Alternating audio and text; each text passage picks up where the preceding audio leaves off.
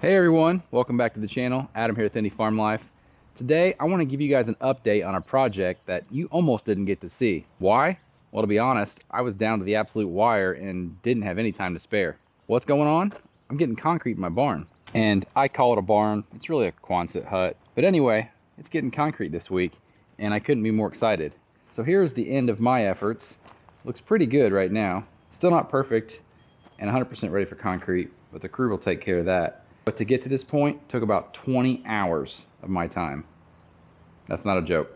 So why the rush? Well, this came together extremely fast. My buddy Chris, who lives next door, said, hey, I got someone coming out to look at my barn for concrete. Want to look at yours? Sure. Well, by 1 o'clock they were here. They were here for about 15 minutes, had an estimate, and by 2 o'clock I had said, sure, let's do it. So I had a solid 6 or 7 days to get this done. I'm about ready to show you what this is, and I'll throw pictures in because I didn't give video of it, but I do have a lot of pictures. But if anyone's watched the channel and paid close attention to the barn or what's in my barn, it was a mess. So I'm gonna walk around and show you guys what I've done in the last 6 or 7 days and why I am so happy to be to this point. I also think it's worth mentioning that in that period of time, I still had to go to work and do the normal day-to-day stuff, so didn't have just 6 or 7 days off. So the first thing we had to do was get rid of all the stuff, and I decided to just load the barge wagon up with anything that could at least get rained on for the time being. And honestly, I'm kind of considering just driving this thing to the dump and dumping it. I don't think there's anything in there that I couldn't part with. There's things I'll use for sure, but again, just a lot of stuff. It's been an evening doing that. I had about 18 bales of straw. I did have 18 bales of straw in my loft that we used for hay rides last fall with the kids, and then I'll subsequently use it to seed areas in the yard. But I was able to take this old luggage cart, clean it out, and tucked 18 bales in there. Probably got room for a couple more, so FYI, if anyone has a luggage cart laying around, you can stock it full of about 20 bales of straw. And it was hot this week. It was about 95 every day. So this was fun. But those two things were not that bad. Now this about killed me. So you saw in a previous video where I had started the parking lot and left it a little uneven. So the first thing I had to do was take the tractor and level things up a little bit. So you didn't get to see that. But moving this lumber out of the barn, my goodness. If you go way back in our channel, probably about 3 years ago, before we built our house, I think it was after the pond though, I had a guy come out with a wood miser and mill up a bunch of trees because I just didn't want to use everything for firewood, and we still have a massive pile over there.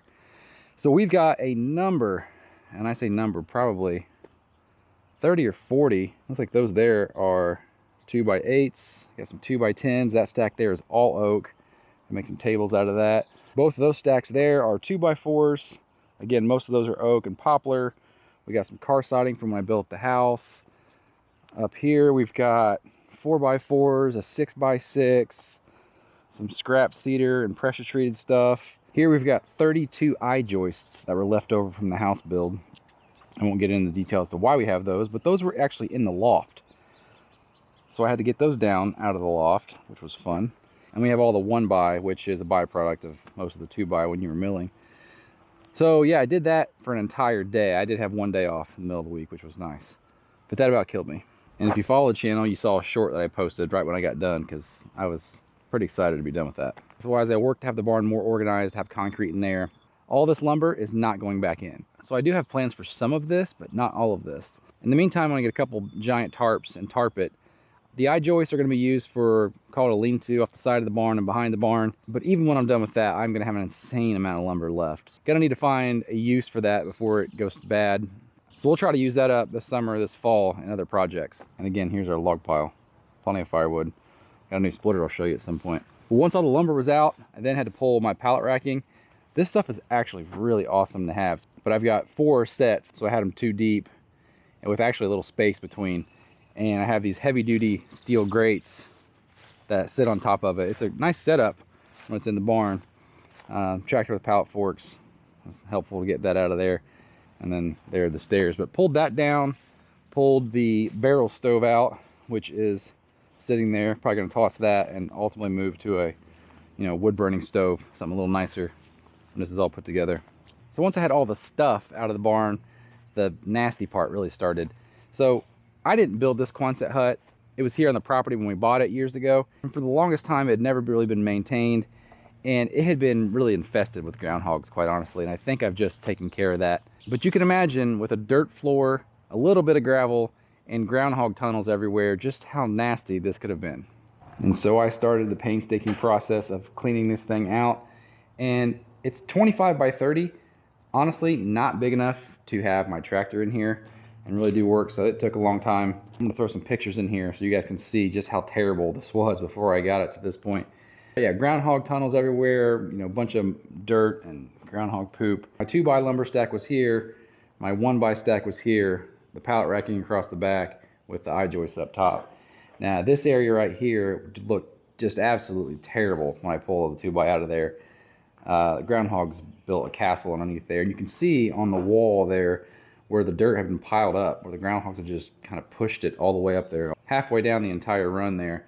And the guy who built this, you can see the daylight, actually didn't finish it. So on a Quonset hut, you're supposed to put an L bracket in each one of these here, tap con it into the concrete, into the steel, and then put concrete on top of it. So I will be getting some L brackets and sticking those in there, and we'll put concrete on top of those. Let me tell you, cleaning those out was a pain. And after I scooped everything out with the shovel, or most of it out, I told my wife I had the smartest and dumbest idea ever. I came in here with my Echo PB9010, you know, enormous backpack blower, and just blew the rest of the stuff out of here. And it was a great idea, but I smelled terrible. So I spent a lot of time getting the gravel and dirt out of here and smashing down any of the tunnels so that we could actually get compaction. And when they come out, they're going to use 53 before they put the concrete in. That's a truck and a half, and I've got another truck coming on Monday, which is going to be overkill. I'm not going to need it. It's really just replace that after they use it, because that pile is bigger than that pile, and that is the stuff that I took out of the barn. I'd venture to say that's at least a triaxle or more of material. And you can see a lot of 2 in there, but I had to pull it out, namely because it's really just a lot of dirt. It's not going to pack too well. There is some 53 and some limestone dust in there, but not the greatest for a concrete base. And anything worth doing is worth doing right. I think the concrete we are getting is 4,000 PSI, does have fiber in it, but a roll of this wire we're going to toss in there as well. Also, I don't know if I mentioned, but I put all of the lumber other than the I-joists on pallets. So if I need to pull something out of there, I can do it pretty quickly. That pile there should help give you an indication of how much lumber's out there. Those are all the spacers between each layer of the lumber. I didn't put the spacers back in there because that lumber's been drying in the barn for, like I said, for about 4 years. It's good and dry now, and I won't have it out there for hopefully too much longer. So it has been a heck of a week just getting to this point, and honestly, I've kind of just been standing here staring at this because I'm pretty excited to have concrete coming in here. It's really going to change the utility of this space for me. Previously, it was a place to just throw stuff that I didn't want in the garage. Extra lumber, the tractor was out here. There wasn't a lot of nice stuff that I kept out here. Hence why it's all sitting in the barge wagon. But when I have concrete in here, it's going to change everything. I'll start storing my mower out here, the snow blower, the generator, the log splitter, you name it. I won't have to worry about the groundhogs anymore. Concrete floor will take care of that.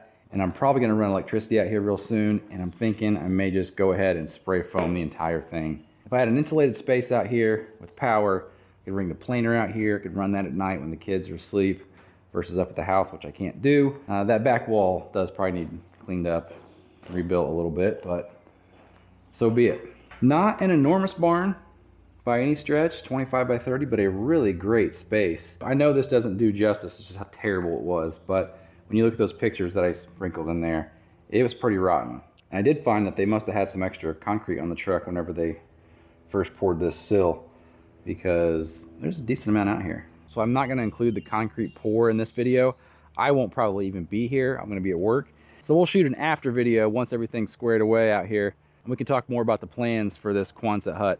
And as terrible as this week was, I'm honestly glad my buddy Chris brought this opportunity to me. It was on my list of things to do, but it's one of those things that until you are forced to make a decision, you won't actually get up and do anything. And we got a good deal because we're neighbors, and they kind of gave us a volume discount. He forced my hand, and quite honestly, I'm thankful for it, because now I'm going to have concrete in my barn, and let's be honest, with everything else going on around here, if I had just waited to do it on my own timeline, it'd have been another 2 years, no doubt. So Chris, if you're watching, thanks, buddy. I'll tell you what, with all the space now in the barn and having a concrete floor, I pull the old backhoe in there and keep an eye on it, you know, make sure it's not leaking. On second thought, I'm not sure I need concrete for that. The backhoe was sat here for about, I don't know, 3 or 4 months. What do you guys think? It's always something. Hit that subscribe button. We'll see you guys next time. Take care.